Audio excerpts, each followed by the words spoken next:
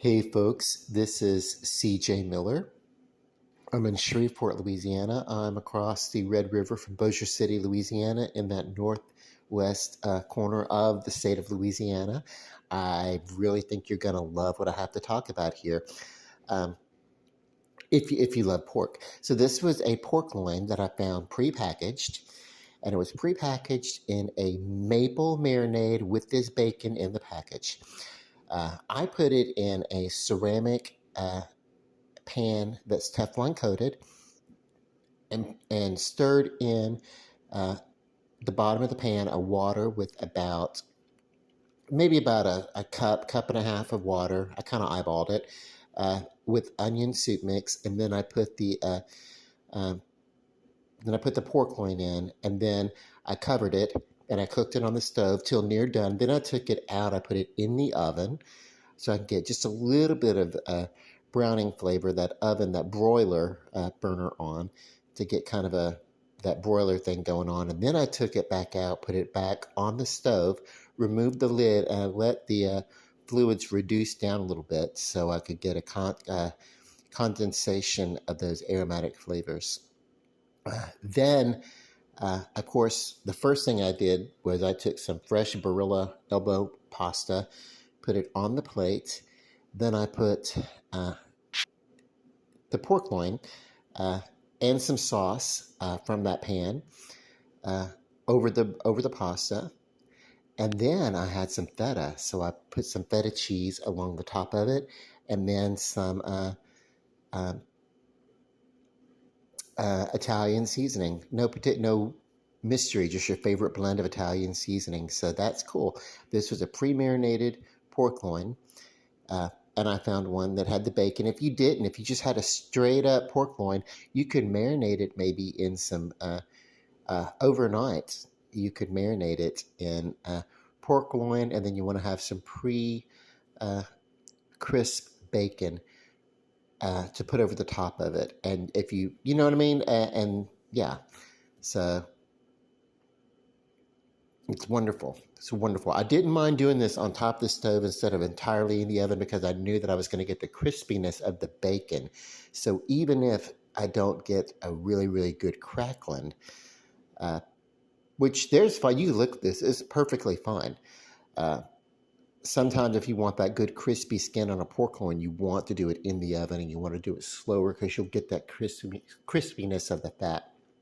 I was less concerned about that because I knew that I had the uh, the bacon that was going to give some crisp. And then as it flakes and falls off of the top of these slices of pork loin, it makes a great presentation over this. So let me give it a good taste and we'll talk about how it tastes. So on my fork, and I'm not always this OCD with the way I bite my food. Sometimes I like it uh, in stages, like a little cheese here, a little uh, pork loin here, pasta here. It doesn't all have to go, but in this particular fork, there's a little bit of everything on it. So let me give this taste. Mm. The very first thing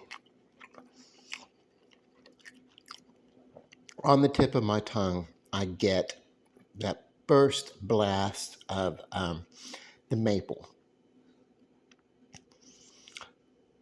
seconded by there's a little bit of salt essence, probably from the onion soup that I used in the sauce, and that's okay. I get oh, it's really, really great. I get this good crispy texture of the bacon and that bacony flavor. And I get the softer flavor of the pasta that's just past al dente. Like, like it retains its firmness. This is not mushy. I don't want a mushy uh, pasta with this. Mm. That the pieces of the pasta that are unenhanced, you do get that natural. Oh my God, there's a butteriness of this.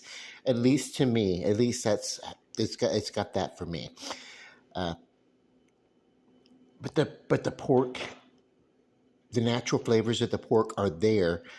Uh, but the first thing I get is that hit of a little bit of sweetness and a little bit of just a balance of a salt for that. But it's not so much that it overwhelms the rest of the flavors. And depending upon the ratio, like if I take a little of this bacon and a little of the feta, what am I going to taste without the, let's see. So I get the strength of the feta cheese balancing out the sweetness. So it depends upon the ratio of what's on your fork. So you'll get different flavors depending upon what's on your fork. And they'll react differently because this time I got the strength of the cheese first, very mild sweetness, and followed up by some saltiness on the side of my tongue where it hits my palate there. So it was great, you know. Like I said, when it comes to taste, I really feel like I could be a taster for the FBI, except I'm so picky of an eater that no, that wouldn't work. But my palate is that sensitive that I can pick up individual flavors, even in a married cuisine like this, where a lot of flavors are infused together. Okay, this is something I would recreate. I would love to get a really tender loin of pork loin, the tender side of the pork loin, and then throw some crispy bacon in it. Or even it got a piece of pork loin that had like more of a crackle and slow crackle that thing so it gets some bacon on top of it naturally. But if not, I can use bacon. But anyway, I would love to do that with a little bit of